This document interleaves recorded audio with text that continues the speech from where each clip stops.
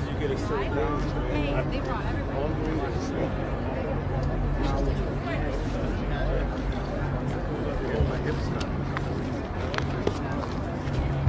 Well, good afternoon. Good afternoon. I want to speak plainly about the moment that we are in and the actual crisis, not the manufactured one, that we are facing in this city and as a state and as a country. If it sounds to you like I am alarmist, that is because I am ringing an alarm, one that I hope every person listening will heed, both here in Illinois and across the country. Over the weekend, we learned from the media that Donald Trump has been planning for quite a while now to deploy armed military personnel to the streets of Chicago. This is exactly the type of overreach that our country's founders warned against. And it's the reason that they established a federal system with a separation of powers built on checks and balances. What President Trump is doing is unprecedented and unwarranted. It is illegal. It is unconstitutional. It is un-American. No one from the White House or the executive branch has reached out to me or to the mayor. No one has reached out to our staffs.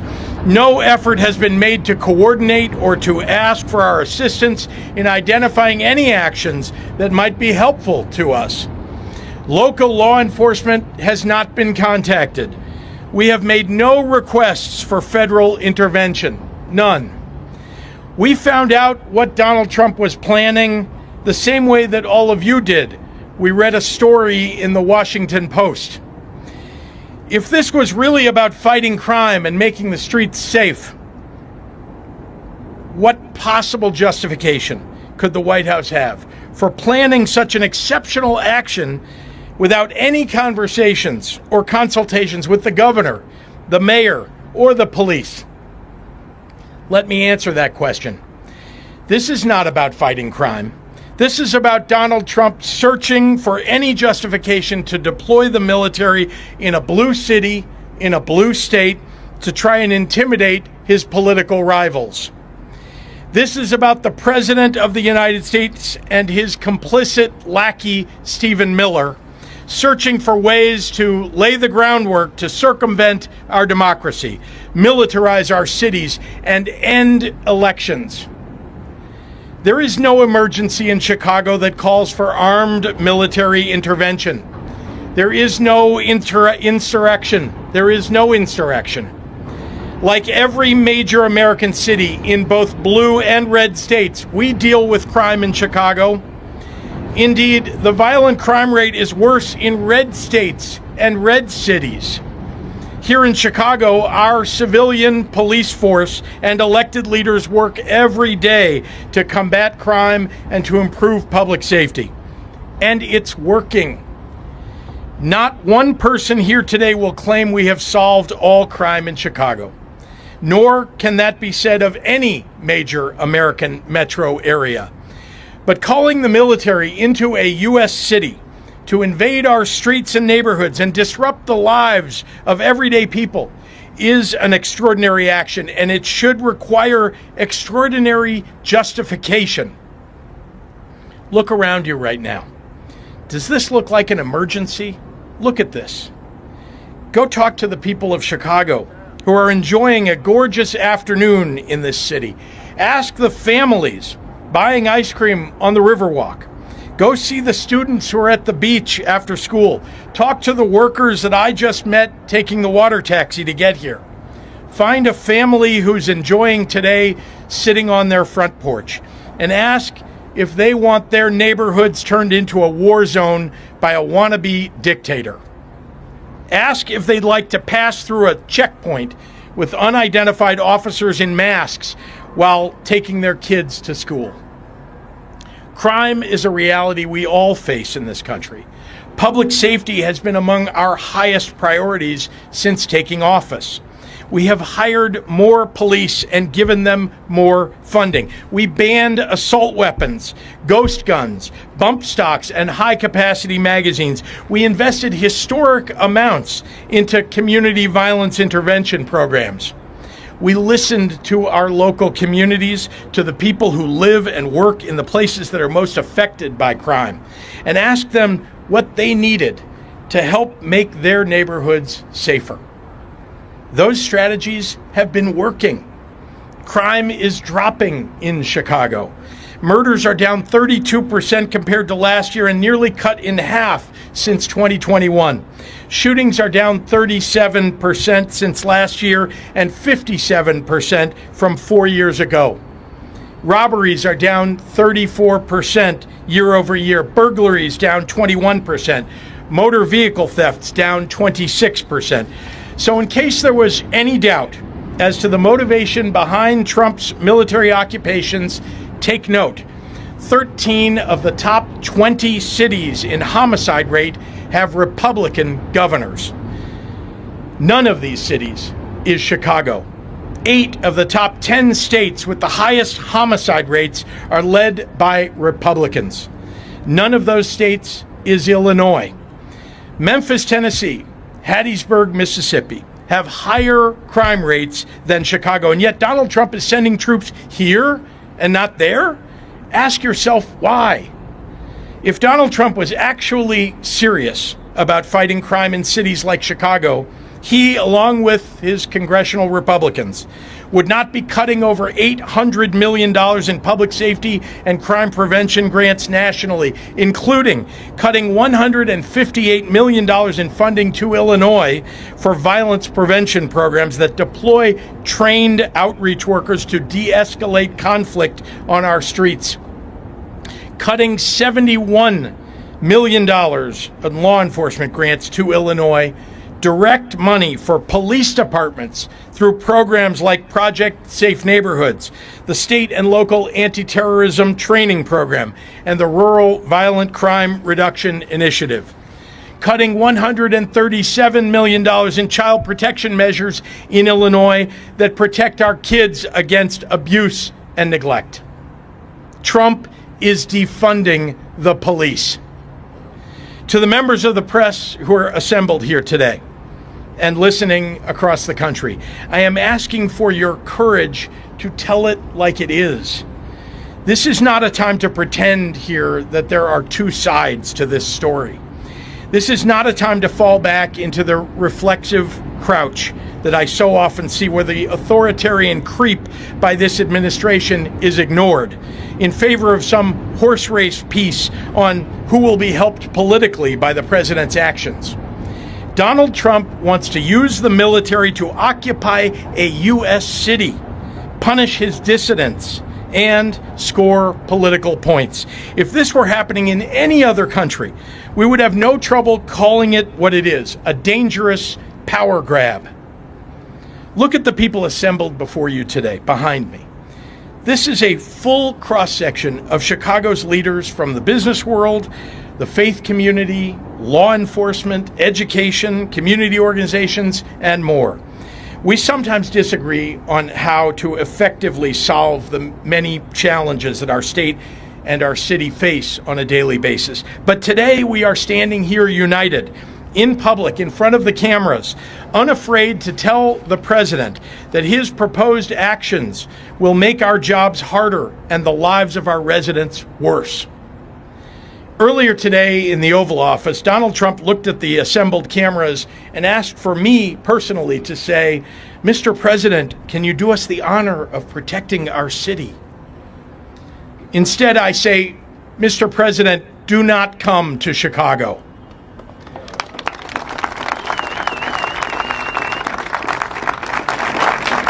You are neither wanted here nor needed here.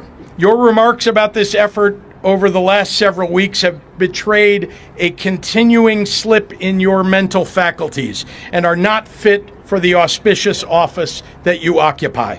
Most alarming, you seem to lack any appropriate concern as our commander-in-chief for the members of the military that you would so callously deploy as pawns in your ever more alarming grabs for power. As a governor, I've had to make the decision in the past to call up members of the National Guard into active service.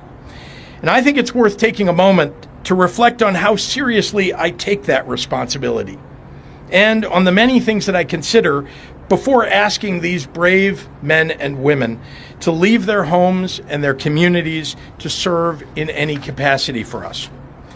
As I've said many times in the past, members of the National Guard are not trained to serve as law enforcement.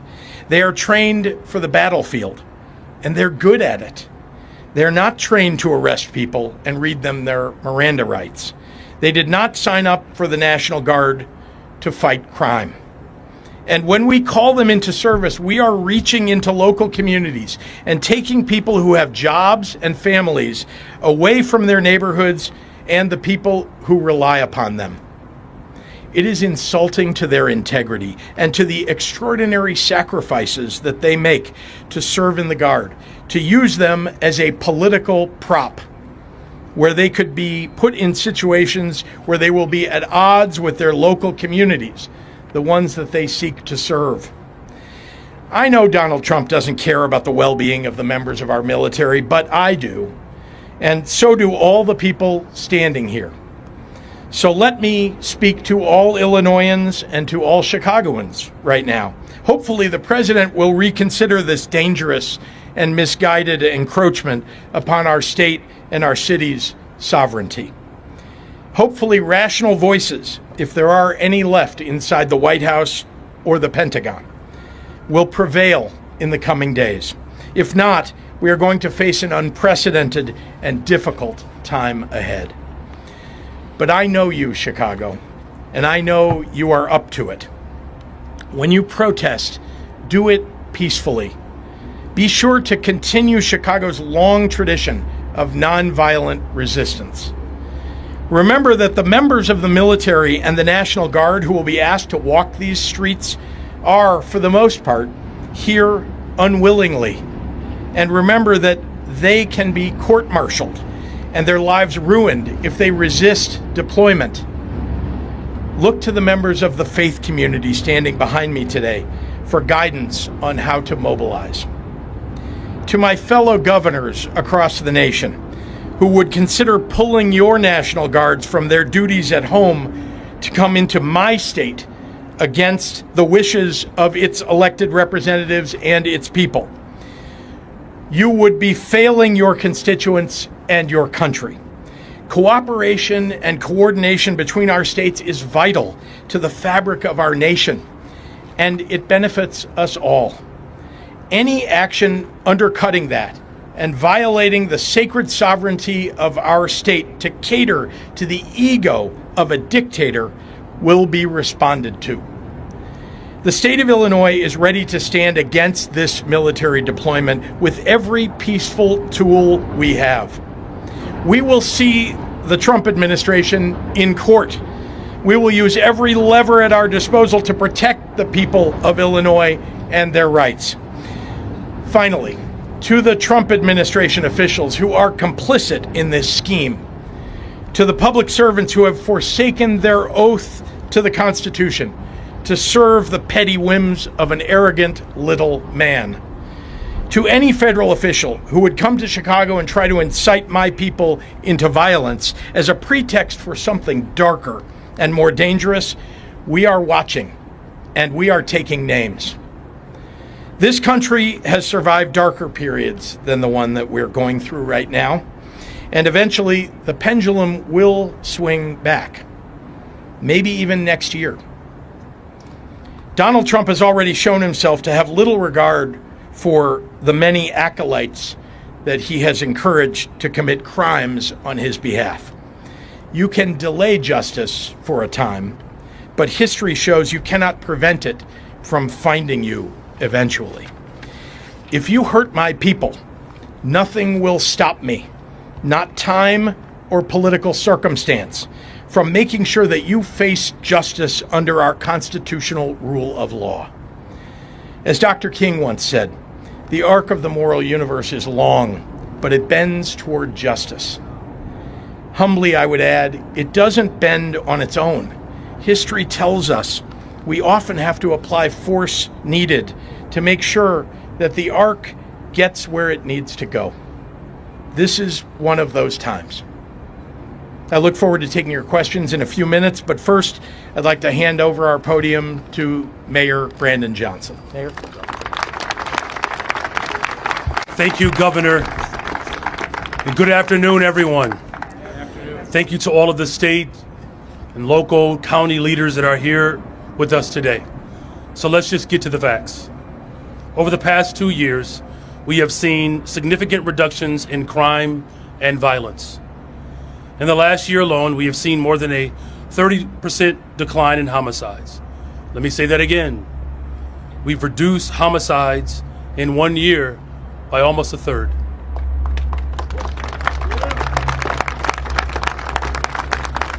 We've launched a robberies task force with the Chicago Police Department, effectively reducing robberies by almost 35%. We've worked closely with CPD to restructure the Detectives Bureau to bring the clearance rate up to 76%. It's the highest we've seen in more than a decade. We've worked with the Chicago Police Department and our Community Violence Intervention, CVI partners, to reduce shootings by almost 40%. Almost 40%. We've done that in 1 year. This is significant progress, and it's historic progress. We've had the safest April in the city of Chicago since 1962, more than 6 decades. And according to FBI data, Chicago is not in the top 25 of the most dangerous cities in the United States. And these facts are indisputable and widely acknowledged. Yet there are those who want to twist our words to make it seem as though we think that our job is finished. So let me be perfectly clear. Our work to make our city safer still continues. And while we have made progress, that doesn't mean that we will rest. In fact, we know that we have more work to do. And that work is what wakes me up every single day. It's what I think about before I go to bed. That is our focus every single day, and it will continue to be our top priority until Chicagoans feel safe in their neighborhoods, regardless of their zip codes. We cannot call ourselves a safe city until every Chicagoan in our beloved city feels safe, whether you live in Austin or North Lawndale or South Shore. Every single Chicagoan deserves to feel safe. There are those who might ask, if we have seen consistent historic reductions in crime and violence across our city over the past 2 years, and if we are not even in the top 25 most dangerous cities, then why are we now being targeted by the Trump administration for a military occupation? We are being targeted because of what and who we represent. Chicago was known as a working class city. We are the birthplace of the labor movement, and we will always be a union town. But we're also a diverse city, Black and Latina, Asian, Indigenous, and whites. We are a city with vibrant neighborhoods that represent every single nationality and every immigrant community from around the world, with more than 40 different language groups that are spoken in homes across Chicago. And we are a progressive city. We believe in investing in people. We believe in standing up for the most vulnerable among us. We believe that the solution to homelessness is not the National Guard, but it is housing. Building affordable housing across American cities should be our top priority. We believe that the solution to immigration is not to separate families and throw grandmothers into the back of vans with unmarked vans and masked individuals. The solution is comprehensive immigration reform that allows anyone who wishes to come to our city or our country. If they want to work, they should have a pathway to citizenship. We believe that the solution to poverty is not incarceration, it's investment. Instead of declaring war on the poor, we should remember Lyndon B. Johnson's vision for a greater society that declares war on poverty. And we believe that you don't solve crime by sending in the military. You work every day towards constitutional policing and rebuilding trust between law enforcement and residents. You solve crimes and bring closure to victims when we ensure that our detectives division have all of the tools that they need. You solve crimes and you bring closure to victims when we hold people accountable, of course, but we have to do it constitutionally. Due process, after all, is still a right for every single person in this country. That's how we reduce crime. So we are being targeted because of who we are as a city more than anything else. We are a shining example of what happens when working people stand together. The last thing that Chicagoans want is someone from the outside of our city who doesn't know our city try to dictate and tell us what our city needs. As the mayor of this city, I can tell you that Chicagoans are not calling for a military occupation. They are calling for the same thing that we've been calling for some time, and that's investment.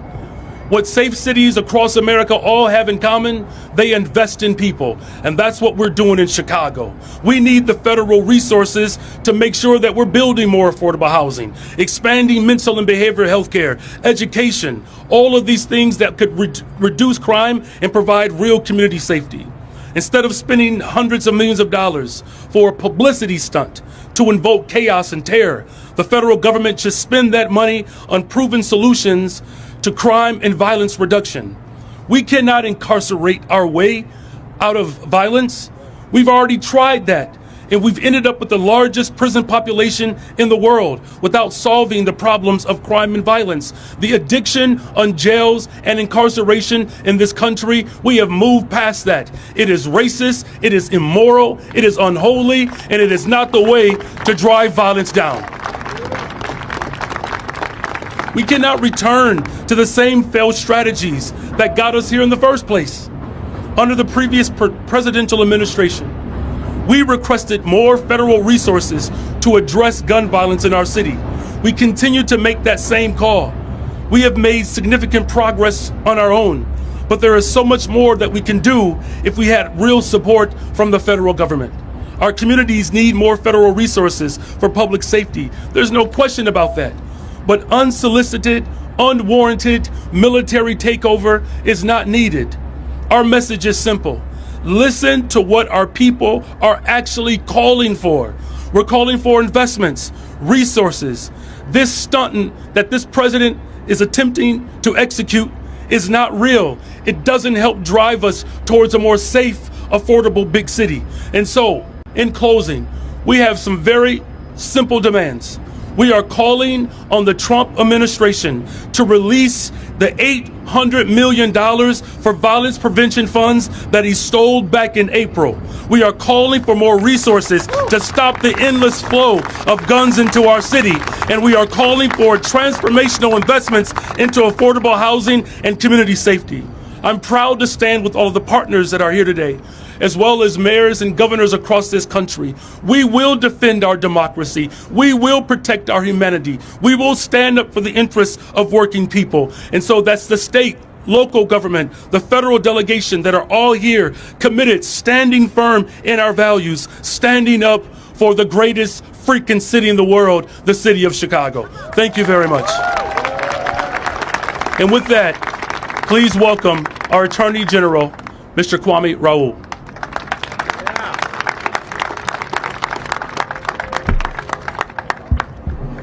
Afternoon. Good afternoon. No, I started my tenure as Attorney General halfway through President Trump's first term. And since then, we and other state and local law enforcement partners have done tremendous work fighting crime in partnership with federal law enforcement partners. Throughout my tenure, and now as Attorney General, I've collaborated with federal law enforcement partners, including the FBI, the DEA, ATF, Secret Service, HSI, and others to investigate and prosecute criminal activity in Illinois. And working together, We have successfully investigated and prosecuted gun crimes, drug trafficking, organized retail crime, internet crimes against children, and other crime. We have a great law enforcement leaders in Chicago and throughout in Illinois, including a great Chicago police superintendent, a great state police director, and a great sheriff. We have also had great special agents in charge and agents at large assigned to Chicago from the federal government. Together, we have embraced a one-team collaborative approach to fighting crime. I say this to emphasize that I'm not and have never been opposed to collaborative help from well-trained federal law enforcement agents. Were the president serious about addressing crime or criminal threats in Chicago, he would dedicate more resources to collaborative work that we already engage in with these federal agencies. What the president is instead doing is in no way embracing a serious effort to reduce crime. Deploying American military personnel who are not trained in civilian law enforcement tactics against American citizens does not promote public safety in our cities. Last week, we filed a lawsuit against the Department of Justice for unlawfully placing conditions on Victims of Crime Act grants. If the president and his administration were at all serious about crime, he would not place unlawful conditions on funds that help states support critical services for victims of crime, including sexual assault, child abuse, domestic violence, human trafficking, and other victims of crime. If the president and his administration were concerned about crime, he would not be cutting millions of dollars from proven community violence interruption programs. If the president and his administration were at all serious about addressing crime, the president would be communicating with the governor and Illinois law enforcement leaders. Instead, the president's plan is purely performative. Not only has the president not asked us whether federal intervention is needed, we have made no requests for the type of federal intervention we have seen imposed in Los Angeles or Washington, D.C. The apparent plans to move forward regardless of our unanimous opposition is an offense to the sovereignty of our state and the sovereignty of states at large. It is a dangerous step towards authoritarianism that puts our communities at risk. The Posse Comitatus Act limits federal government's ability to use military for domestic law enforcement. None of the prerequisites for National Guard deployment exist here. There is no emergency in the state of Illinois that requires the use of National Guard. There's no foreign invasion. There's no rebellion. My office has filed close to 36 lawsuits fighting the unlawful overreach of the Trump administration. And we're not afraid to do it again. And this is an administration that frequently disregards our Constitution and federal law. But notwithstanding all of these lawsuits and all of these prior federal overreach, it's possible that deploying members of the U.S. military against Americans could be the most egregious violation yet. It is immoral and it is dangerous. And we will use every legal tool to fight any unlawful deployment of the military against our American citizens in the city of Chicago and the state of Illinois. At this point, I would like to introduce our great U.S. Senator, Senator Tammy Duckworth.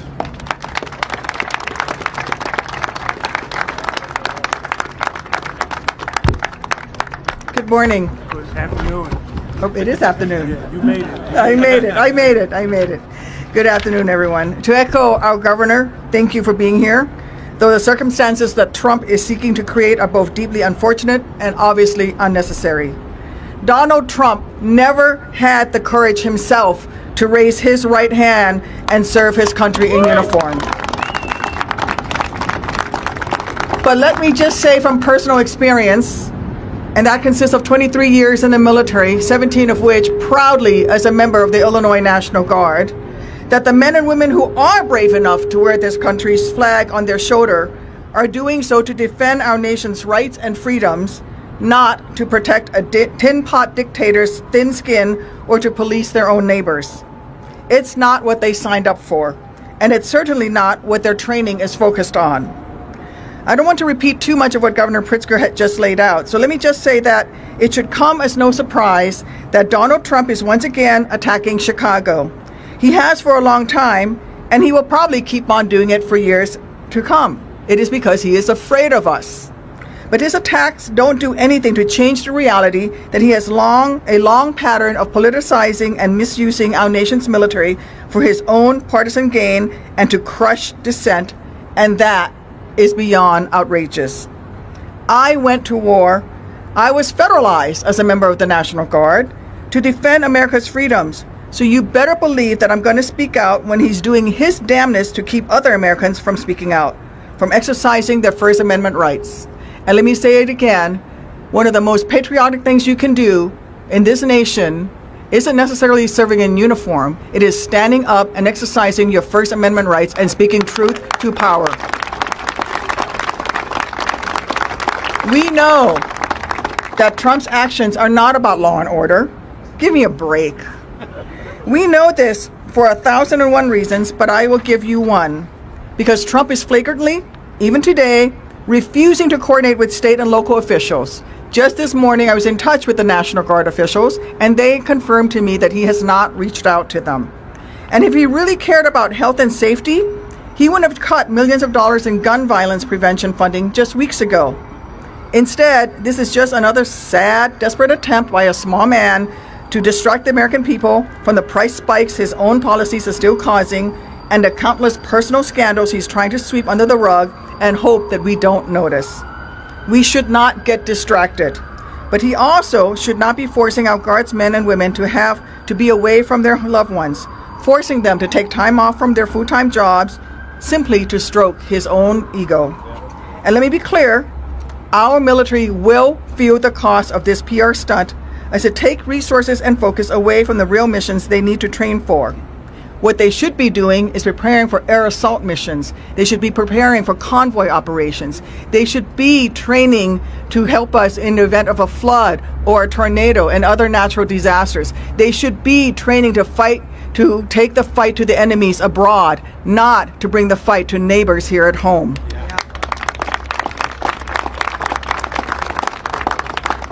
He is also inflicting reputational damage on our nation's military, which is supposed to be nonpartisan.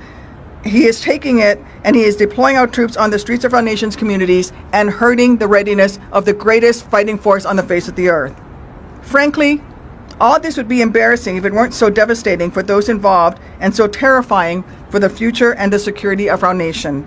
Forcing the military uninvited into Chicago to intimidate Americans in their own neighborhoods does not make our nation stronger. It simply distracts our service members from executing their core mission of keeping Americans safe from the real adversaries who wish to do us harm. It's yet another unwarranted, unwanted, and unjust move straight out of the authoritarian's playbook that will only undermine our military's readiness and ultimately weaken our national security. Donald Trump should be worried about and should be focused on standing up to Vladimir Putin. Instead, he rolls out the red carpet for him. Donald Trump should be supporting Ukraine in its fight against Russia, and yet he does nothing of the sort. Donald Trump should be fighting the Houthis rebels, and yet he has not been able to do that, spending millions of dollars to ineffectively try to stop them from stopping shipping in the Red Sea.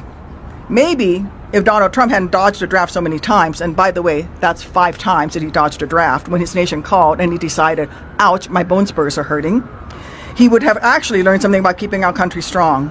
But that is obviously too much to expect from Cadet Bone Spurs. With that, I'll hand it over to Derek Douglas of the Civic Committee. Thank you. Or actually, I'm supposed to hand it over to Senator Durbin. Our great senior senator from Illinois, Dick Durbin.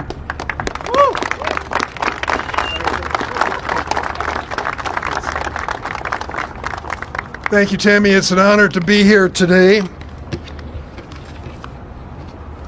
Make no mistake, the threat of federal troops to Chicago is not a serious effort to reduce crime in the neighborhoods of this city or our state. If it were a serious effort, it would be a coordinated effort with the mayor, the governor, law enforcement officials at all levels. It is not. The notion that we are engaging the National Guard in law enforcement has been described by each of the previous speakers, and I won't get into detail. But the men and women of the National Guard, I am proud to say, have served our nation and our country honorably over and over again.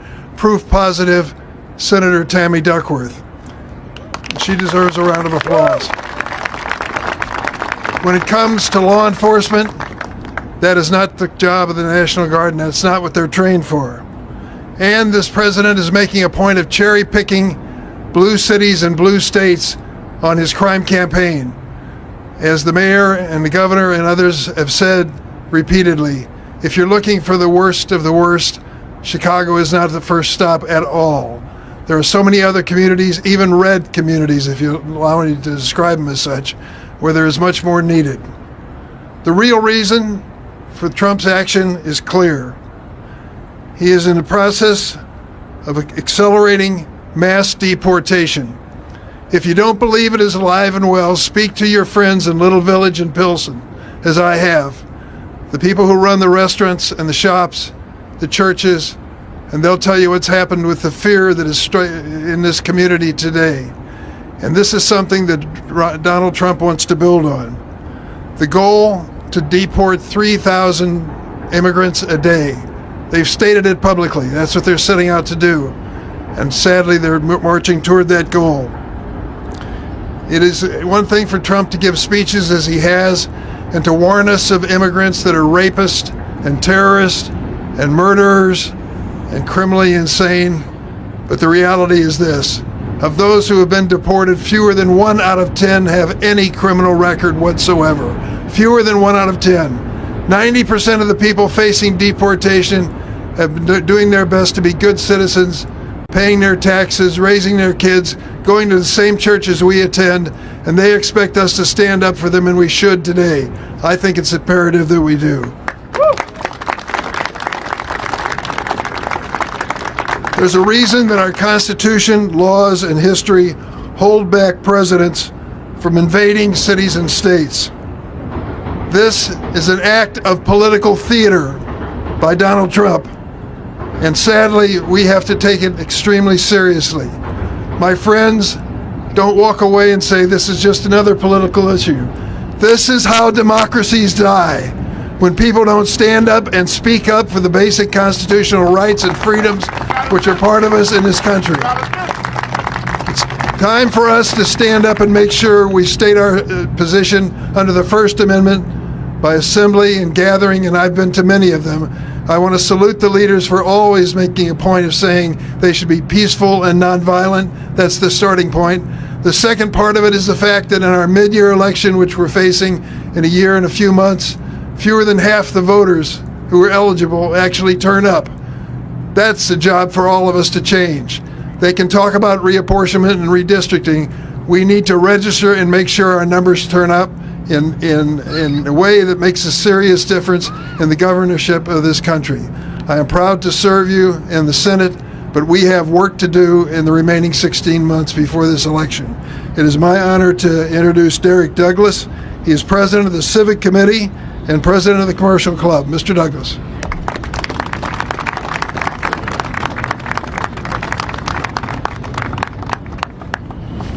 Good afternoon, everyone. Good afternoon.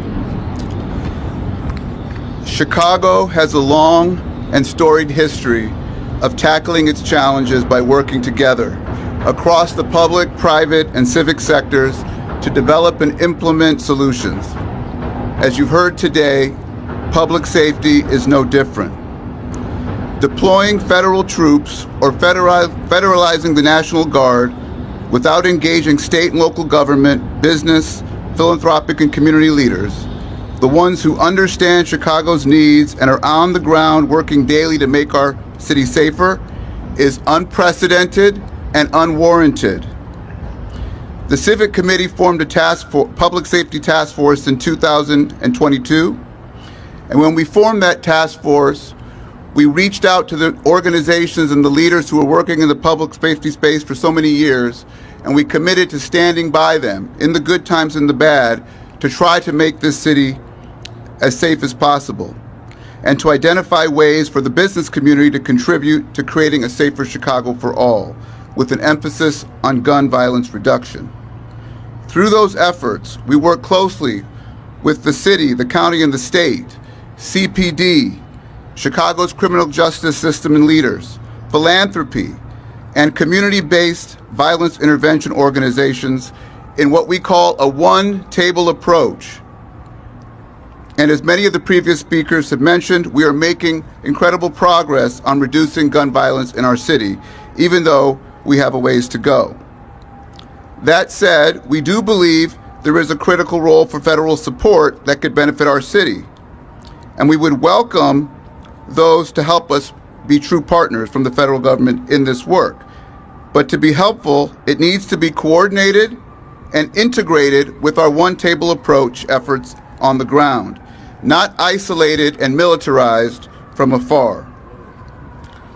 For example, if the Trump administration wants to help, it can start by restoring funding for community violence intervention organizations working in our communities.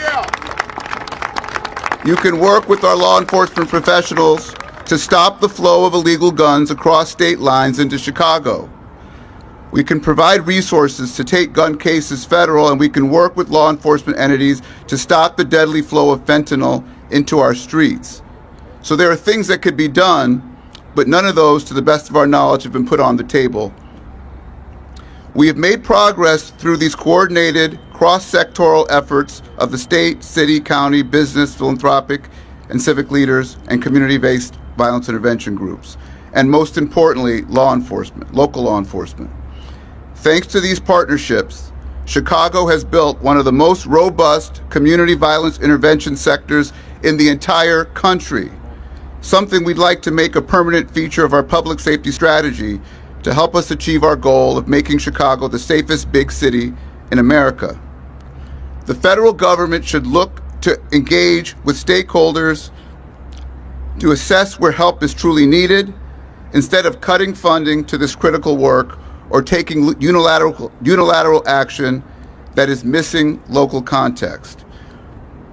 I represent the business community here today, and we stand by the governor, the mayor, our county president, our Illinois federal delegation, Superintendent Snelling, Attorney General Raoul, all of our other partners in this work, and the city that we love, to insist that any offer of federal support be closely coordinated and integrated with our one-table approach to reduce gun violence and its impact on our communities. What we need is aligned action. That's what we have going on in Chicago. What we don't need are disruptions to our economy and our businesses.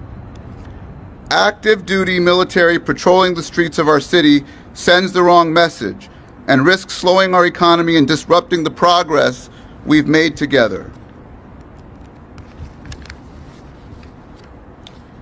It will impact businesses' bottom lines and ability to operate efficiently. It will impact tourism and employees getting to their jobs. It will impact morale. The kind of sweeping, uncoordinated, indiscriminate action being threatened sets a dangerous precedent, and we stand with our city and all Chicagoans to encourage the administration to productively engage with us to help us continue to make progress on this critical issue. Now with that, I would like to introduce Paco Amador, who is the pastor of New Life Church and the board president of New Life Centers. Thank you.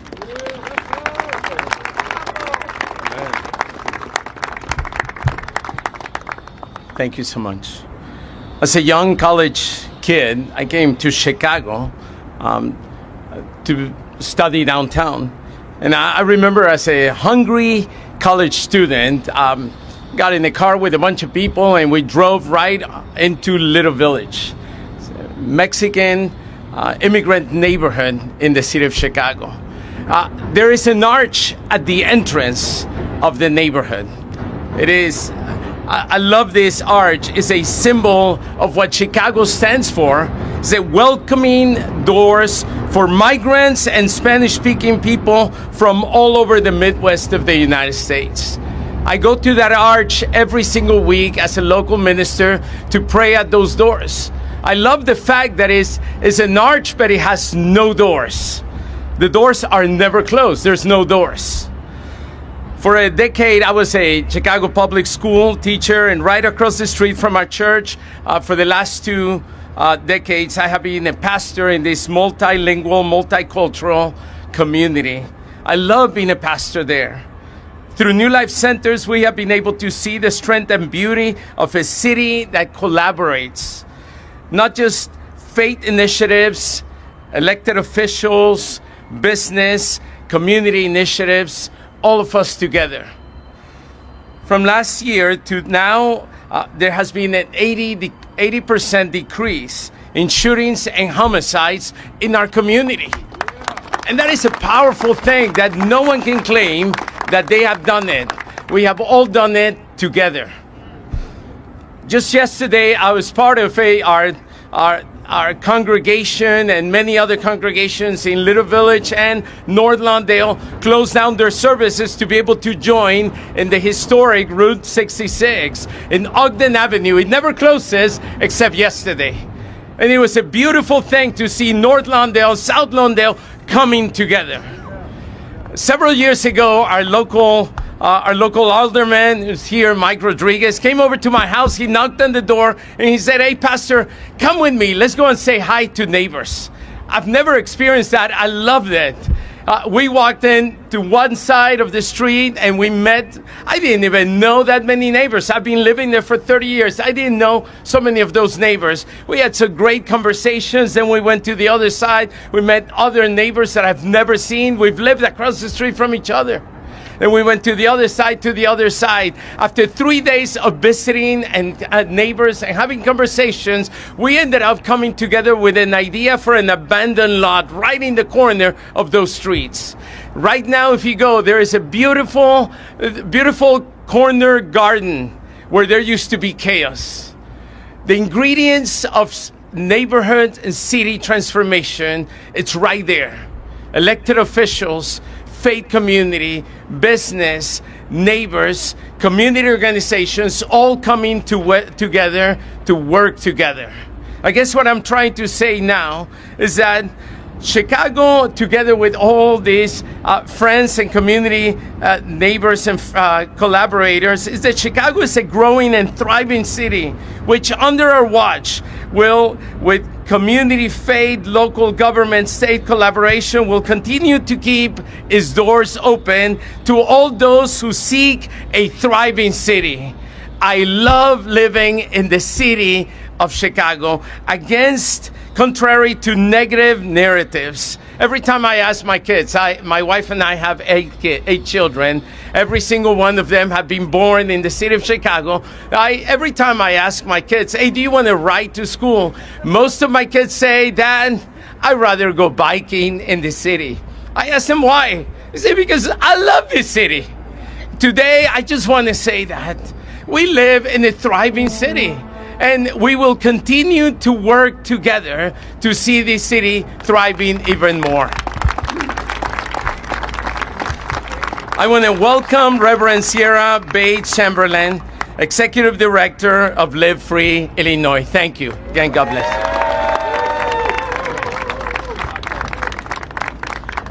Good afternoon. I am Reverend Sierra Bates Chamberlain. I'm the Executive Director of Live Free Illinois, where we organize over 120 congregations across the state, working at the intersection of gun violence and incarceration. What we are witnessing today is devastating. The President of the United States has chosen to target Black and brown communities already traumatized by state-sanctioned violence and white supremacy. This is not just politics. This is state-sanctioned violence. This is an authoritarian stunt. This is a declaration of war on our people. Two things can be true at the same time. Yes, gun violence has disproportionately impacted Black and brown communities. And yet, across the country, we are seeing historically low numbers in homicides and shootings.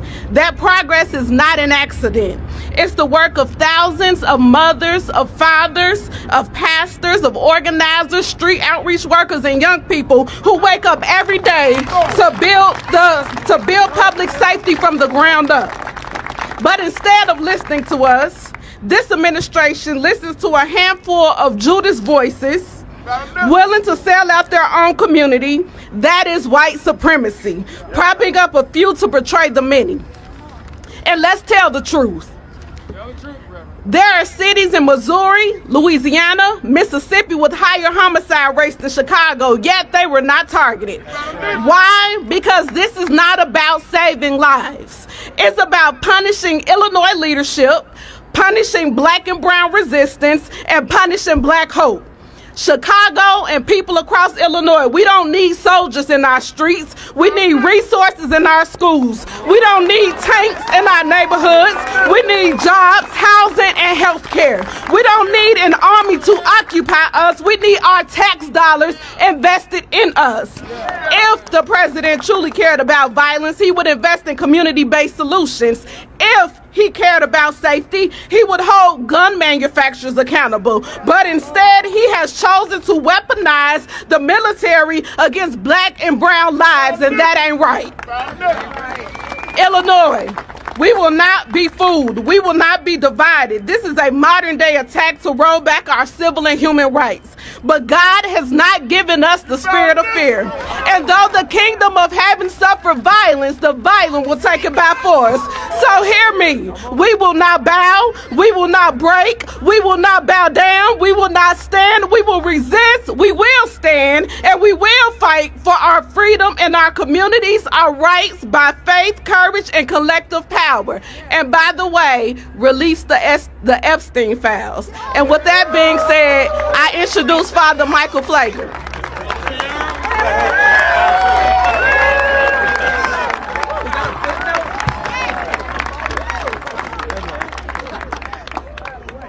Like everyone else has stated clearly, Chicago's not in a state of emergency. We all reject any deployment of National Guard on Chicago streets. We do not need nor want a militarization of Chicago or Illinois, which is only going to induce fear, chaos, and disturb the progress we are presently making to decrease violence. The state of emergency is in America, not Chicago, and is birthed from this president and his administration. Dr. King said he could not raise his voice against the violence of the oppressed without having first spoken clearly to the greater purveyor of violence, his own country. And those are my words to you, Mr. Trump. Before you dare speak about any violence in Chicago, look into your mirror and address the violence coming from the White House. The violence of cutting SNAP, which will cut $2.4 million in food access, put 360,000 Illinoisans at risk by taking food off their tables. Address the violence of cutting Medicare and Medicaid by $500 million, reducing access to doctors, and threatening the closure of hospitals and nursing home facilities throughout the state of Illinois, literally putting Americans in life and death situations. Some Americans will die because of your Medicaid cuts. Address the violence of cutting $158 million for violence prevention in Illinois. And yes, as others have stated, the $800 million anti-violence grants nationwide. And address the violence of refusing to ban assault weapons and high-capacity magazines, refusing to have universal background checks as well as red flag laws, and making America the gun capital of the world, due to its gun ownership and sales. And while you're at it, Mr. Trump, stop the gun flow into our state from your Republican state of Indiana. Yes, Mr. Trump, rather than exploit our men and women in uniform for your own political theater, look into the mirror and address the acts of violence that you have ordered from your golden Oval Office, creating violence and chaos throughout this country. Take the wasted money in sending the National Guard and the wasted money used on threatening commercials by your Homeland Security Secretary and use it on real violence and prevention programs that will bring peace. The only one we have to be concerned about is violence is you, Mr. President. Send the National Guard to 1600 Pennsylvania Avenue. And now I'll bring back our governor for questions, Governor JB Pritzker. Happy to take any questions from members of the media. Mary Ann. Have the authority to send. Well, that's going to be litigated. Does Donald Trump have the legal authority? It's unconstitutional. It's against the law. We talked about posse comitatus. There is no reason why American military can be or should be in American cities when there is not an insurrection.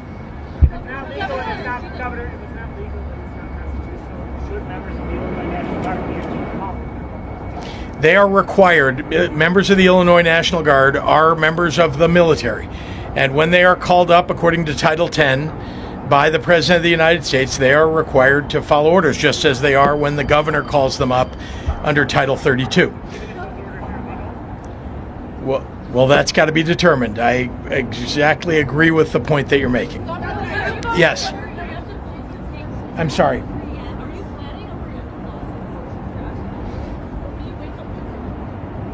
Maybe I can ask the Attorney General to talk about his work.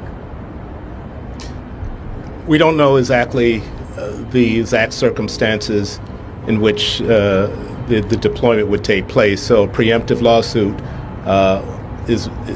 couldn't be targeted to a specific targeting of the military. So we don't anticipate that, but we don't rule it out.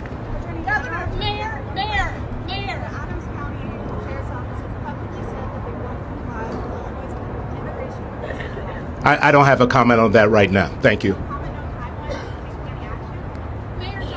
No comment on that right now as well. Governor Johnson, can you speak to the people in Chicago who are worried about going to work or to school and who are worried about passing the military checkpoints? Will you encourage people to stay home? How do you address that fear that is in Chicago right now? Thank you for that question. The way we address the fear is that we stand firm together. That's why you have this full display today, that we are going to have the backs of working people across this city, and that any attempt to intimidate our people from being able to live their lives, that is the quintessential example of terrorism, and we will not bend, break, or bow to that type of tyranny. So we're going to continue to make sure that the people of Chicago know their rights, and business, philanthropic, labor, elected leaders, faith leaders, we're all going to put our arms around every single resident of this city to ensure that our way of life is not disrupted. Shia.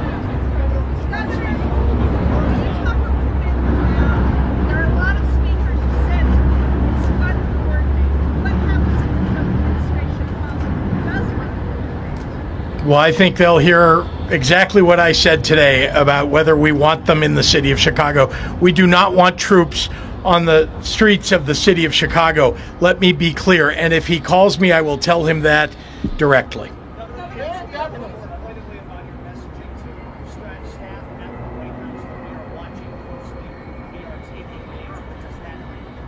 It simply means that people who are breaking the law, who are acting in unconstitutional fashion, will be held accountable, must be held accountable. Yes.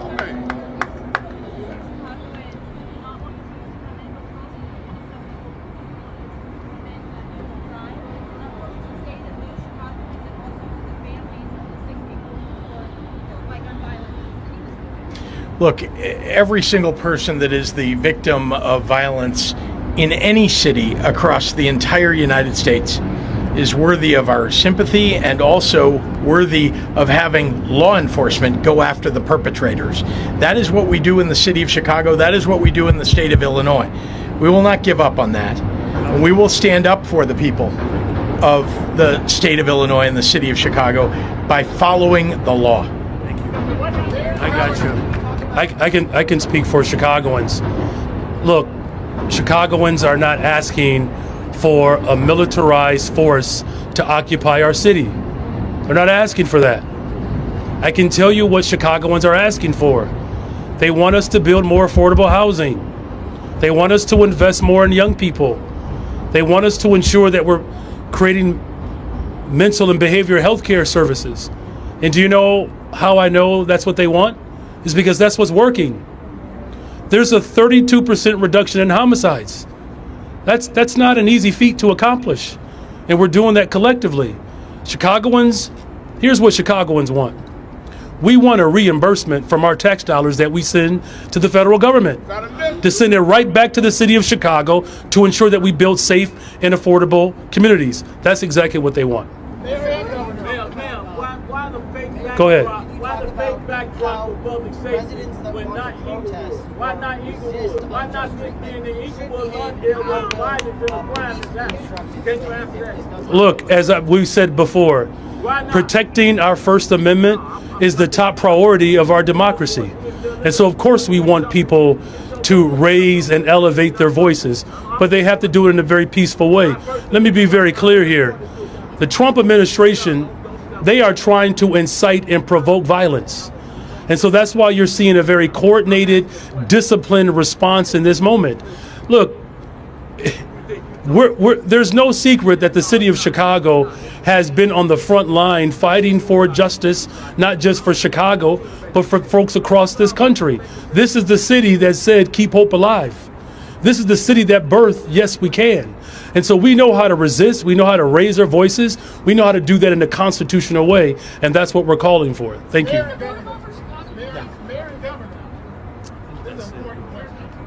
So, like I sending in the 101st Airborne to get the Arkansas National Guard out of the way of allowing black students to get an education at Little Rock Central High School, there are certain Chicagoans who feel that Trump's threat to send the troops to Chicago is the only solution to getting the theatrical politics out of the way of making them feel safe in Chicago. So what do you have to offer besides rosy statistics that don't jive with the statistics by police? There is not an emergency in the city of Chicago. There is nothing that calls for having troops on the streets of the city of Chicago. We have crime like other cities do. But let's be clear. We are actually in better shape than the 30 biggest cities across the United States. We're in better shape on average, and it is important to recognize that the President of the United States is doing this for theatrics. This is not because we've asked for it. It is not because there is some justice that he is going to seek. It is because he wants to create chaos. That is all this is about.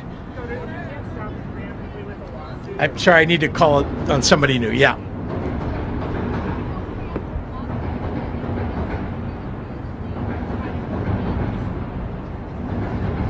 Well, one thing that we're trying to make clear to the entire United States is that this is a great city. Look at how beautiful this city is. This city is moving in the right direction on crime. That we have been, in fact, over the last 4 years, we have seen homicides drop in half. And that is something that the President of the United States should pay attention to. I know he doesn't read. I know he doesn't listen to very many people, but I know he watches television. And so perhaps if somebody from Fox News or from Newsmax is here, they'll cover the fact that Chicago is in much better shape as a result of the work that we are doing to prevent crime, to interrupt crime, to reduce crime, to increase the number of police. Our state police are up during my time in office. I want the president to understand that we do not want troops on the ground in the city of Chicago. Neither do the people of Chicago or the people of the state. Yes, ma'am.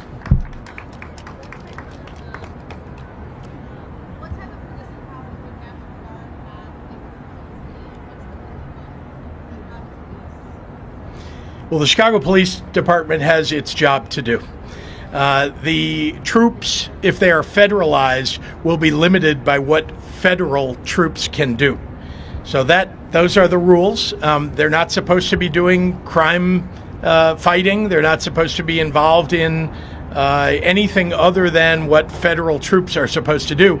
They can guard federal buildings. They can do the work of, as called upon to, perhaps sit outside the city of Chicago, but not to fight crime in the city of Chicago. That is not what they're supposed to be doing. Yes, Jason, sorry.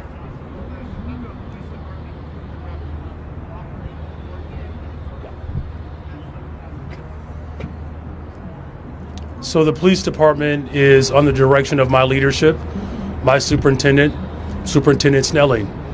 We have our own autonomy in terms of how we protect this city. As the governor has articulated, federal troops are not police officers. They don't have that authority or that power. So the very thing in which the president is claiming he wants them to do, they don't have the authority to do that. Look, here's the other thing that's important. Our local law enforcement cooperates with federal agents on a host of things, one of which is getting illegal guns off the streets of Chicago. Just a couple of weeks ago, we seized over 150 guns that were trafficked in from Mississippi and Indiana. That's the type of coordination that we have to continue to do to drive safe and affordable neighborhoods. Thank you all very much. Sure. I'm sorry. I know you were looking to ask a question. So I just want to make sure that happens. Correct. So no one from the federal government has reached out to all these, and it sounds like the same for you based on it. Has anyone from either of your staffs reached out to the White House and maybe there's some information that has reached out? Haven't been able to make contact? If we needed them to call in troops or we needed to have the National Guard federalized, we would call them. We are not calling them. We do not need that. This is going to be the last question.